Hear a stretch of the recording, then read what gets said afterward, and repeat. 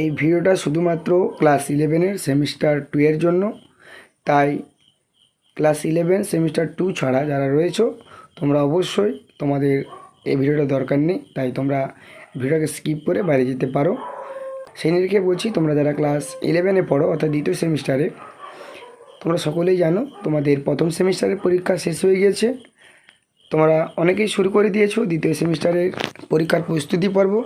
সেই নিরিখে যে কোনো পরীক্ষায় ভালো ফল করতে গেলে এবং তার প্রস্তুতির জন্য আমাদের সিলেবাস একটা গুরুত্বপূর্ণ ভূমিকা নেয়। অবশ্যই সেটা যদি নাম্বার বিভাজনের সহিত হয় তা তো আমাদের অনেকটাই সুবিধা হয়। পাশাপাশি বলাই বাহুল্য, আমরা এরপরে তোমাদের অন্যান্য বিষয়ের সিলেবাস খুব শীঘ্রই তোমাদের সামনে উপস্থাপন করব ভিডিওর মধ্যে দিয়ে। তাই এই ইংরেজির পরে তোমাদের কোন বিষয়ের সিলেবাস তোমাদের কাছে যথেষ্ট গুরুত্বপূর্ণ মনে হচ্ছে অবশ্যই কমেন্ট করে জানাবে, কেমন? সো চলো আমরা আজকে আমাদের ইংরেজি বিষয়ের সিলেবাসটা দেখে নিই। সো দেখো, আমরা আলোচনার পূর্বেই বলে দিই, ভিডিওটা কিন্তু ভালোভাবে একটু বুঝবে, কারণ সিলেবাস বোঝার ব্যাপার। যদি কারো বুঝতে অসুবিধা হয় অবশ্যই তোমরা স্ক্রিনশট করে নেবে, ভালো করে একটু দেখবে। তথাপিও আমি তোমাদের প্রতিটি জায়গায় পুঙ্খানুপুঙ্খভাবে বুঝিয়ে দেওয়ার চেষ্টা করব। সো তোমরা দেখতে পাচ্ছ class 11 semester 2 English syllabus with number pattern. Total marks যেটা রয়েছে তোমাদের 40 নম্বরের এবং সময়সীমাও তোমরা দেখতে পাচ্ছ। সো আমরা সরাসরি চলে যাচ্ছি তোমাদের ইংরেজি বিষয়ের যে সিলেবাসের অন্তর্ভুক্ত 5টি ইউনিট রয়েছে। 5টি ইউনিটের মধ্যে প্রথম যে ইউনিটটি রয়েছে সেটা হচ্ছে প্রোজ থেকে, অর্থাৎ গল্প থেকে। এই গল্পের মধ্যে তোমরা দেখতে পাবে তোমাদের মোট 4টি গল্প রয়েছে: the garden party, Ilias Jimmy Valentine and of studies, Nobel lecture. এই মোট 4টি তোমাদের গল্প রয়েছে। এই 4টি গল্প থেকে তোমরা 10 নাম্বার পাবে। এই 10 নাম্বারটা কেমন আসবে? 2 নাম্বার করে দুটি করতে হবে। এই 2 নাম্বার করে দুটির মধ্যে একটু বলে দিচ্ছি, তোমরা উপরে দেখতে পাচ্ছ তোমাদের যে 4টি গল্প রয়েছে, এই 4টি গল্প থেকে কিন্তু 4টি প্রশ্ন পড়বে। তার মধ্যে তোমাদের কোনো দুটি বাছাই করে তোমাদের মনোনীত যে কোনো দুটি প্রশ্নের উত্তর তোমরা দিতে পারবে। তোমরা দেখতে পাচ্ছ 2 নম্বর করে দুটি কিন্তু করতে হবে। পাশাপাশি আর যে 6 নাম্বার তোমাদের রয়েছে সেটা হচ্ছে 6 নাম্বারের একটি প্রশ্ন পড়বে। 3টে গল্প থেকে প্রশ্ন দেওয়া হবে, তার মধ্যে একটি যে কোনো প্রশ্নের উত্তর তোমরা করবে, কেমন? এই ছিল ইউনিট 1, অর্থাৎ গল্প থেকে 4টে গল্প রয়েছে, 10 নাম্বার পড়বে এখান থেকে।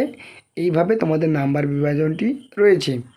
এরপরেই আমরা যাচ্ছি ইউনিট 2, যেটা রয়েছে ভার্স বা পোয়েম, যেটা আগে আমরা কবিতা বলে চিনি। সো এখান থেকেও কিন্তু তোমরা 10 নাম্বার পাবে। সো এখানে দুটি তোমাদের কবিতা রয়েছে, my last uses and still I rise. এই দুটো থেকে তোমাদের কিন্তু মোট 10 নাম্বার পরীক্ষায় পড়বে। সেজন্য তোমরা অবশ্যই এখানে কিন্তু ভালো করে পড়বে। তবে একটা জিনিস বলে রাখি, দুটোই পড়বে, তার মধ্যে তোমাদের মনোনীত যে কোনো একটি থেকে আমার মতানুসারে তোমরা ভালো করে করে রাখলে তোমরা 6 নাম্বার কিন্তু কমন পাবেই। যেহেতু দুটো কবিতা থেকে দুটো প্রশ্ন দেওয়া হবে, তার মধ্যে করতে হবে যে কোনো একটি। তাই তোমরা যদি ভালো করে যে কোনো একটা কবিতা প্র্যাকটিস করে রাখতে পারো অবশ্যই তোমরা ভালো সাফল্য পাবে কবিতা থেকে নাম্বার পাওয়ার ক্ষেত্রে। তো দেখো, এখানেও তোমাদের একই জিনিস রয়েছে, যে 4 নাম্বার যেটা পড়বে 2 গুণিতক 2, এটা কিন্তু 4, অর্থাৎ তোমাদের 4টে প্রশ্ন পড়বে। দুটো কবিতা থেকে দুটো করে মোট 4টে প্রশ্ন পড়বে 2 নাম্বারের। তোমাদের লিখতে হবে যে কোনো দুটি, 2 নাম্বার করে দুটি করলে তোমরা পাবে ওখানে 4। এবং 6 নাম্বারে যেটা রয়েছে, দুটো কবিতা থেকে দুটো প্রশ্ন দেওয়া হবে 6 নাম্বারের জন্য। যে কোনো একটা তোমাদের মনোনীতভাবে পছন্দের মতো তোমরা একটা প্রশ্নের উত্তর কিন্তু দিলে এই 4 এবং 6 মোট মিলিয়ে 10 নাম্বার পাবে। এরপরে আমরা চলে যাচ্ছি ইউনিট 3, অর্থাৎ র্যাপিড রিডার, যেটাকে 3 থেকে 5 নাম্বার পেতে পারো। এই 3টে নাটক রয়েছে, দ্য ঘোস্ট ব্রাহ্মণ, আর দ্বিতীয় রয়েছে দ্য ঘোস্ট ওয়াইফ, অ্যান্ড 3 নম্বর যেটা রয়েছে the man who wished to be perfect. এই যে 3টে নাটক রয়েছে, 3টি নাটক থেকে তোমাদের মোট 5 নাম্বার পড়বে। এই 5 নাম্বার বলতে 5 নাম্বারেরই প্রশ্ন। এখানে তোমাদের কোনো শর্ট প্রশ্নের কোনো বালাই নেই। সেই ক্ষেত্রে তোমরা 5 নাম্বারের জন্য ভালো করে বড় প্রশ্নগুলো প্র্যাকটিস করবে। অবশ্যই তোমাদের পরীক্ষার আগে আমাদের চ্যানেলের মধ্য দিয়ে সাজেশান দেওয়া হবে। দেখো এখানে তোমাদের 3টে নাটক রয়েছে। 3টে নাটক থেকে তোমরা একটা লিখতে পারবে, অর্থাৎ 3টে নাটক থেকে 3টে প্রশ্ন পড়বে। তোমাদের যে কোনো একটি প্রশ্নের উত্তর দিতে হবে।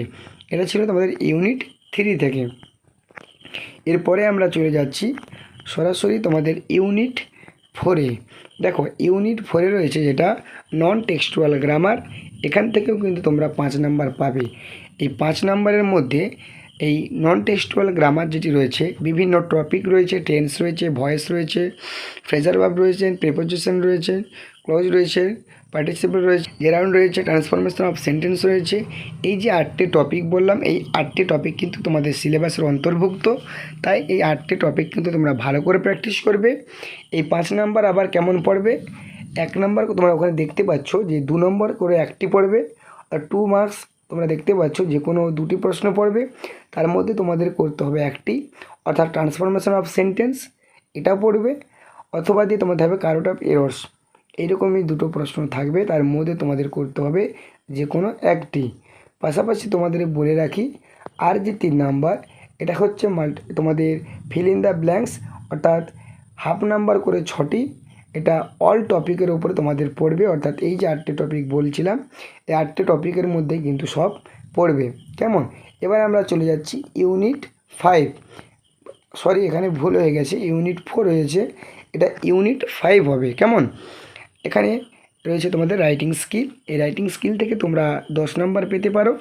এবং এই রাইটিং স্কিলের মধ্যে দেখো তোমরা 2টি পার্টে বিভক্ত রয়েছে, অর্থাৎ একটা প্যারাগ্রাফ। যদি কেউ তোমরা প্যারাগ্রাফ পড়ো তবে তোমরা এখান থেকে 10 নাম্বার পাবে সরাসরি। যদি এটা কেউ না করো তবে তোমাদেরকে ফর্মাল লেটার রাইটিং করতে হবে। অর্থাৎ যদি কেউ প্যারাগ্রাফ করো শুধুমাত্র ওখানে 10 নাম্বার পাবে। ওখানে না করলে তোমরা প্যারাগ্রাফ না করলে তোমাদেরকে 2টো টপিককে লিখতে হবে, অর্থাৎ ফর্মাল লেটার রাইটিং লিখতে হবে 5 নাম্বারের জন্য, এবং ইভেন্ট রিপোর্ট রাইটিং এটাও কিন্তু 5 নাম্বারের জন্য করতে হবে। অর্থাৎ সরাসরি তোমরা 10 নাম্বার টাচ করছো। এই প্যারাগ্রাফ যদি না করো অবশ্যই তোমাদেরকে আরও যে কোনো 2টি টপিক যেটা রয়েছে,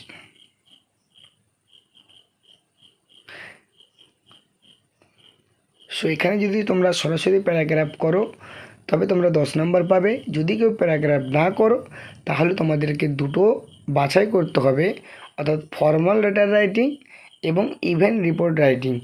এক কথায় বাছাই বলাটা ভুল, তোমাদের এই দুটোই করতে হবে।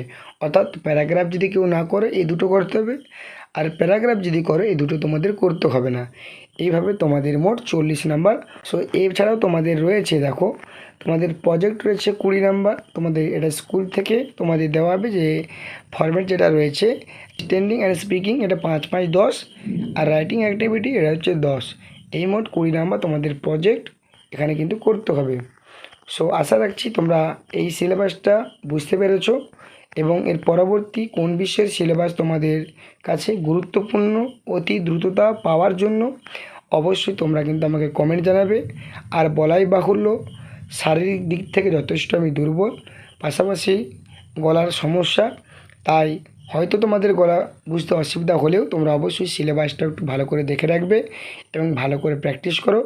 সবার জন্য শুভকামনা। পরীক্ষার প্রস্তুতি এখন থেকে শুরু করে দাও, কারণ যথেষ্ট বড় সিলেবাস, ভালো করে মনোযোগ দিয়ে পড়ো। কেমন? তো চলো আজকে এই পর্যন্ত, আবার নেক্সট ভিডিওতে দেখা হবে। ধন্যবাদ।